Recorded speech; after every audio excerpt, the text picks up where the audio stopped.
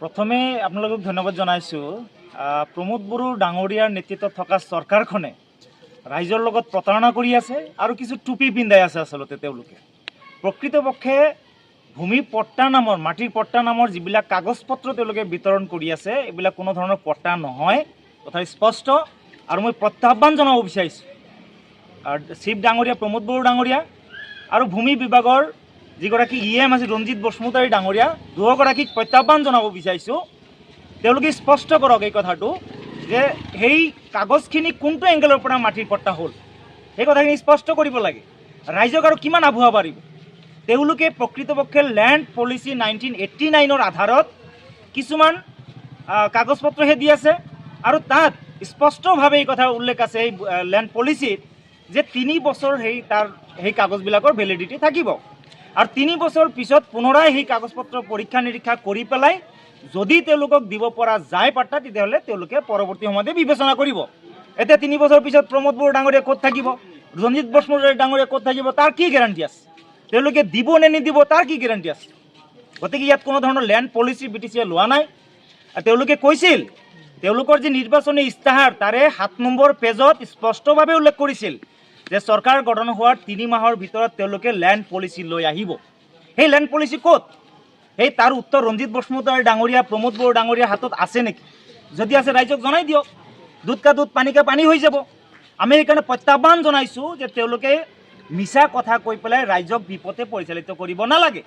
আৰু ভয়ংকৰ ষড়যন্ত্ৰ আপোনালোকে জানি আচৰিত হ'ব, 2023 চনৰ জুন মাহৰ 12 তাৰিখে তেওঁলোকে মাননীয় মুখ্যমন্ত্ৰীৰ যি কাৰ্যালয় তাতে তেওঁলোকে এটা বৈঠক কৰিছিলে আৰু সেই বৈঠকত তাত কোন উপস্থিত আছিলে? প্ৰমোদ বড়ো ডাঙৰীয়া উপস্থিত আছিলে, UG ব্ৰহ্ম ডাঙৰীয়া উপস্থিত আছিলে, মুখ্যমন্ত্ৰীৰ সভাপতিত্বত এই বৈঠক অনুষ্ঠিত হৈছিলে। আৰু তাত তেওঁলোকে কি ৰিজলিউশ্যন ল'লে? তেওঁলোকে ক'লে যে ইয়াত সম্পূৰ্ণ ইংৰাজী গোটেই কথাখিনি উল্লেখ কৰিছে। তেওঁলোকে ক'লে যে তেওঁলোকে ৰেগুলাৰ ইভেকশ্যন ড্ৰাইভ কৰিব অসম চৰকাৰৰ জৰিয়তে। এই BTC অঞ্চলত উচ্ছেদ কৰাৰ কাৰণে খাল কাটি কুম্ভীৰ অনাৰ নিচিনাকৈ যেনেকৈ আপোনাৰ মানসকলে মান আনিছিলে বদন বৰফুকনক যেনেকৈ আনিছিলে, ঠিক তেনেকৈ আজি ৰাজ্য চৰকাৰৰ প্ৰশাসন যন্ত্ৰক ইয়াত আমন্ত্ৰণ জনাই আনি আছে UG ব্ৰহ্ম ডাঙৰীয়া আৰু প্ৰমোদ বড়ো ডাঙৰীয়া ইয়াত উচ্ছেদ কৰাৰ কাৰণে। যুগ যুগৰ পৰা বসবাস কৰি থকা বিভিন্ন জাতি জনগোষ্ঠীৰ মানুহে আজি শংকিত হৈছে এনেকুৱা ধৰণৰ তেওঁলোকৰ কাৰ্যকলাপৰ কাৰণে। আৰু 2023 চনৰ 12 জুন তাৰিখৰ এই যি তেওঁলোকৰ বৈঠক, সেই বৈঠকৰ এমাহৰ ভিতৰতেই তেওঁলোকে কি কৰিলে? উচ্ছেদৰ জাননীবিলাক দিয়া আৰম্ভ কৰিলে। আমি দেখিবলৈ পালোঁ যে জুলাই মাহৰ পৰা তেওঁলোকে উচ্ছেদৰ জাননী প্ৰদান কৰিলে। আগষ্ট মাহত আমাৰ এই আশ্ৰবাৰীত উচ্ছেদৰ জাননী দিলে, আমাৰ বিজনীৰ দংচিয়া গাঁৱতো তেওঁলোকে উচ্ছেদৰ জাননী প্ৰদান কৰিলে। কিন্তু ভাগ্য ভাল যে আমাৰ BTCৰ অভিভাৱক স্বৰূপ মাননীয় হাগ্ৰামা মহিলাৰী দেৱে এই ভুক্তভোগীসকলৰ ওচৰত থিয় হৈ পেলাই ক'লে যে কোনোবাই উচ্ছেদ কৰিলে আমি কালিয়ে ঘৰ বনাই দিম। তাৰপিছত তেওঁলোকে ৰাজনৈতিক কাৰণত হয়তো এই উচ্ছেদটো সাময়িকভাৱে স্থগিত ৰাখিছে। যাৰ কাৰণে স্পষ্টভাৱে আমি ৰাইজক অনুৰোধ জনাব বিচাৰিছোঁ যে এনেকুৱা ধৰণৰ সাপক আপোনালোকে গাখীৰ খুৱাব নালাগে। এই সাপে যিকোনো মুহূৰ্তত খুটিব পাৰে। সেই সাপ হৈছে, মূল সাপটো হৈছে প্ৰমোদ বড়ো, দ্বিতীয় সাপটো হৈছে ফেৰেংগা। যিগৰাকী ফেৰেংগা বা ৰঞ্জিত বসুমতাৰীয়ে কয় যে স্বয়ং ভগৱানেও যদি ঘৰ বান্ধে তাকো মই উচ্ছেদ কৰি দিম। ইমান সাহস ক'ত পালে? ভগৱানকো উচ্ছেদ কৰিব ইমান সাহস ক'ত পালে তেখেতে?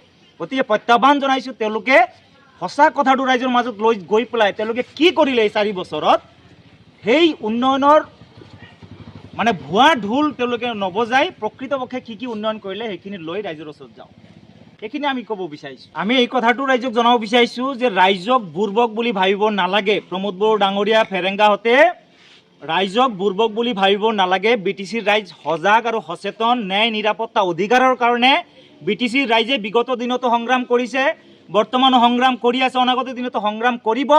আৰু এই উপ নিৰ্বাচনে তেওঁলোকক এটা উচিত শিক্ষা প্ৰদান কৰিব। জানি আচৰিত হ'ব, আমাৰ শালবাৰী জালা চাৰ্কুলৰ অন্তৰ্গত যিবিলাক অঞ্চলত তেওঁলোকে মাটিৰ পট্টাৰ নামত বগা কাগজ বিতৰণ কৰিছে, তাত লিখা আছে পছেচন চাৰ্টিফিকেট।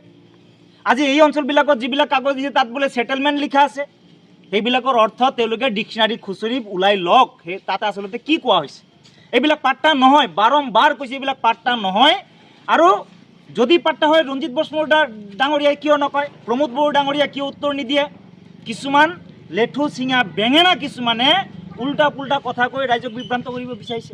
যাৰ কাৰণে আমি অনুৰোধ জনাইছোঁ ৰাইজক যে তেওঁলোকক প্ৰত্যুত্তৰ দিব লাগে, এই নিৰ্বাচনতেই তেওঁলোকক আচলতে শিক্ষাটো দিব লাগে যে মিছা কথাৰ ঠেং চুটি এই কথাটো প্ৰমাণ কৰি দিব লাগে।